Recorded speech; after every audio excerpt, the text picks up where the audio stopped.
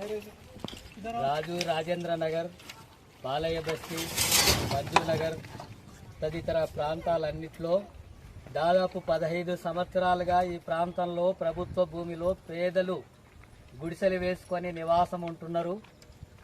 ఇక్కడే వాళ్ళ జీవనం కొనసాగుతుంది. ఎలాంటి సౌకర్యాలు లేనప్పటికి కూడా ఇక్కడే పిల్లలు ఉంటూ కుటుంబాలు ఉంటూ ఈ చుట్టుముట్టు ప్రాంతాల్లో పని చేసుకుంటూ పొట్ట గడుపుకుంటున్నటువంటి పేదలే ఈ ప్రాంతాల్లో నివాసం ఉంటున్నారు. గత ప్రభుత్వము కానీ ఇతర ప్రభుత్వాలు కానీ ఇక్కడ ఉండేటటువంటి చుట్టుముట్టు ఉండేటటువంటి పెద్దవాళ్ళు, డబ్బున్న వాళ్ళు, పలుకుబడి కలిగిన వాళ్ళు ఈ ప్రాంత ప్రభుత్వ భూములు ఆక్రమించుకొని వాళ్ళంతా కూడా విలాసవంతంగా కొనసాగుతుంటే పేదలు నివాసం ఉండేటటువంటి ఇండ్లను మాత్రం కూల్చేశారు. కనీసం ఆదివారం సెలవు రోజు అని కూడా చూడకుండా ఆ రోజు ఉదయాన్నే మనుషులు నిద్ర కూడా లేయకముందే వచ్చి బలవంతంగా పోలీసు బలగాలతోన ఇతర సిబ్బంది ద్వారా తీసుకొచ్చి బలవంతంగా ఇలాంటి ఇండ్లన్నీ కూడా కూల్చేశారు.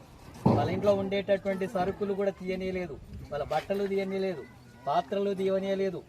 మనుషులు ఉన్నా కూడా పట్టించుకోకుండా తోసేసేటటువంటి పద్ధతుల్లో అనాగరికంగా హైడ్రా కానీ ఇప్పుడు ఉండేటటువంటి కాంగ్రెస్ ప్రభుత్వం పేదల ఇండ్ల మీద ఇలాంటి దారుణానికి పాల్పడ్డాన్ని సిపిఎం పార్టీ రాష్ట్ర కమిటీ తీవ్రంగా ఖండిస్తుంది.